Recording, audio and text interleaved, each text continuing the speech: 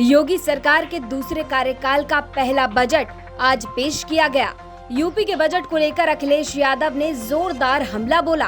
अखिलेश यादव ने कहा कि ये बजट नहीं बंटवारा है। अखिलेश ने कई मुद्दों पर योगी सरकार को घेरा और कई बड़े सवाल खड़े किए। बंटवारा किया है।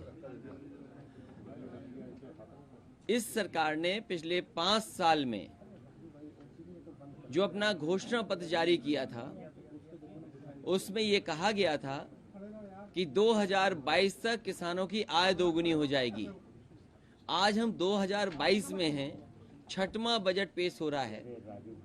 क्या सरकार बताएगी कि हमारे किसानों का, उनकी फसल का जो इन्होंने वादा किया था कि आय दोगुनी हो जाएगी, उसका जवाब क्या है सरकार के पास? जिस तरीके से महंगाई बढ़ी है और लगातार महंगाई बढ़ रही है, जो कीमत दालों की है, तेल जो खरीदा जाता है उसकी कीमत, डीजल पेट्रोल की कीमत, सीमेंट की, स्टील की, और लगातार आप देखेंगे महंगाई बढ़ी है।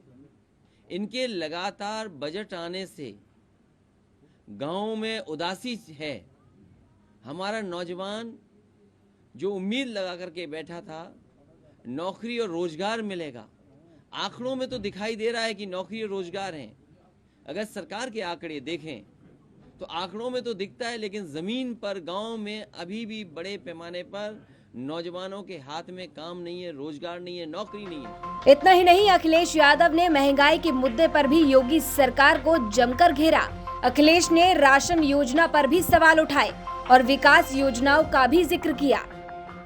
और फिर जिस तरीके से उत्तर प्रदेश को इंफ्रास्ट्रक्चर में या गरीब की मदद के लिए योजना चलानी चाहिए थी, वो सरकार नहीं चला पा रही है।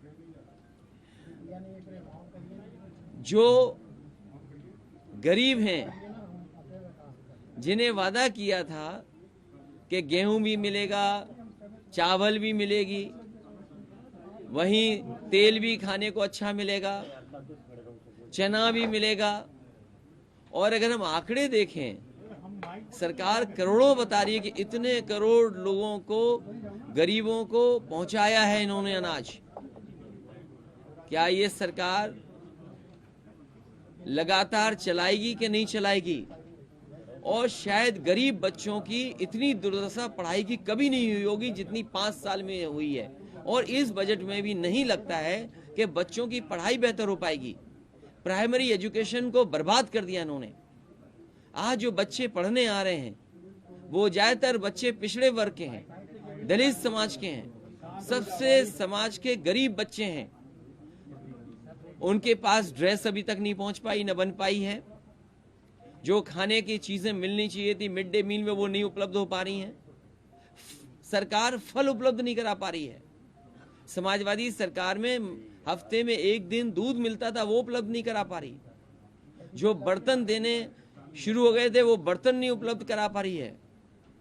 और इसके साथ साथ पढ़ाई के लिए जो किताबें उपलब्ध होनी थी, वो किताबें भी सरकार नहीं उपलब्ध करा पा रही है। जिस सरकार ने कोर्स बदलने के बाद, एनसीईआरटी की किताब लागू करने के बाद बच्चों तक किताबें नहीं पहुंचा पाए हैं। सर, संकल्प पत्र में बहुत से प्रॉमिस किए थे, लेकिन बजट में उनके लिए कोई बहुत प्रावधान नहीं। ये जो बजट है, दिल्ली से जो मदद मिलती है उसका भी एडिशन बजट है। ये जो 6 लाख करोड़ के लिए ताली बज रही हैं, वो दिल्ली के बजट को जोड़ करके बजट है। और फिर कल भी मैंने कहा था कि दिल्ली की सरकार की मदद क्या है? अगर मुंबई से लेकर के दिल्ली तक एक्सप्रेसवे बन रहा है तो यूपी को क्यों छोड़ा जा रहा है? यूपी को क्यों नहीं जोड़ा जा रहा है? और अभी भी जो पुरानी सरकार के काम थे वही दिखाई दे रहे हैं। सैनिक स्कूल कोई नया नहीं बना। अगर कोई सैनिक स्कूल के लिए बजट दिया गया हो तो बताओ, वही पुरानी सरकार के जो सैनिक स्कूल हैं वही हैं। मेडिकल की जो व्यवस्थाएं थी गरीबों के लिए, ये दावा करती है सरकार कि मेडिकल कॉलेज लखनऊ में इतने ओपीडी हैं, इतनी संख्या में पीजीआई में लोग आते हैं, इतनी संख्या में लोग आपके लोहिया इंस्टीट्यूट में इलाज कराने आते हैं। लोग लाखों की संख्या में लखनऊ इसलिए आ रहे हैं क्योंकि जिले स्तर पे जो आपके अस्पताल होने चाहिए वो बर्बाद हो गए हैं। धीरे धीरे कहा गया था संकल्प पत्र में कि गन्ना किसानों का भुगतान पूरा कर दिया जाएगा और महीना गुजर गया। किसान के गन्ने का भुगतान का तो सरकार बताती है, लेकिन सरकार कभी ये नहीं बताती कि बकाया कितना है।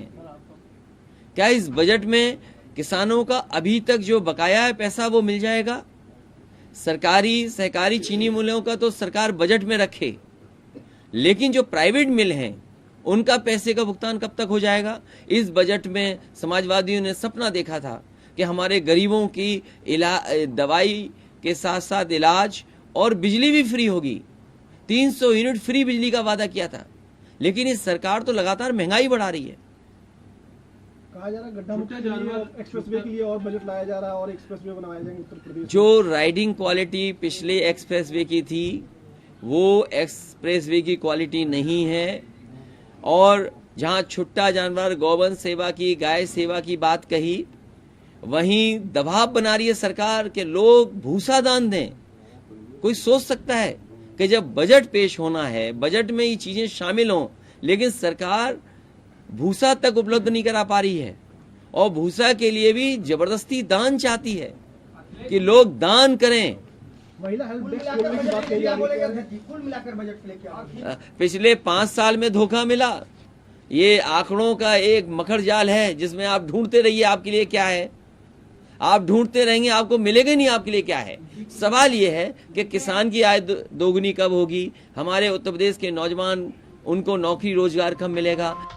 यूपी में दरोगा भर्ती धांधली को लेकर भी अखिलेश यादव ने सरकार पर जोरदार हमला बोला। सुनिए आखिर क्या कुछ सवाल उठाए अखिलेश यादव ने। उत्तर प्रदेश के नौजवान उनको नौकरी रोजगार कब मिलेगा। आज भी बड़े पैमाने पर भर्तियां सरकार नहीं कर पाई, पेपर आउट हुए, और एसआई जैसी भर्ती सोचिए इतनी तैयारी के साथ की गई हो और उसमें घोटाला हो गया हो। 100 के लगभग लोग पकड़े जा चुके हैं। अगर 100 तक के लोग पकड़े जा चुके हैं, सरकार ये जानती है कि एसआई भर्ती में करप्शन हुआ है, इलीगल मीन्स से लोगों को पास किया गया है, तो इस परीक्षा को कैंसिल क्यों नहीं कर रहे?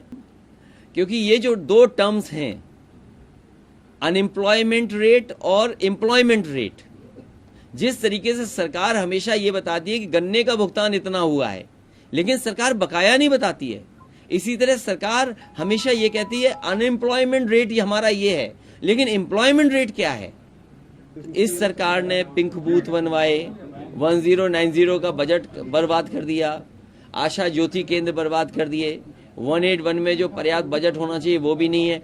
आज सबसे ज्यादा एनसीआरबी के आंकड़े कहते हैं, जो एनसीआरबी के आंकड़े कहते हैं वो ये कहते हैं कि सबसे ज्यादा महिलाओं पर, बच्चियों पे घटनाएं अगर कहीं हो रही तो उत्तर प्रदेश नंबर 1 है। और दूसरा जो पिछले साल का आंकड़ा है, अगर उस आंकड़े को आप देखेंगे तो सबसे ज्यादा हत्याएं अगर किसी प्रदेश में हुई हैं तो वो उत्तर प्रदेश में हुई हैं। ये एनसीआरबी का डाटा कहता है। 12 लाख टैबलेट देने की बात कही जा रही है, तो कहा जा रहा है बजट में 12 लाख टैबलेट का प्रावधान है। जिस सरकार ने लैपटॉप में नौजवानों को धोखा दिया हो, जिस सरकार ने स्मार्टफोन में धोखा सरकार को दिया हो, उस सरकार से क्या उम्मीद करेंगे आप? मैंने आपसे कहा ये छठा बजट है और सब कुछ घटा है इसमें, और ये बजट नहीं, ये बंटवारा है।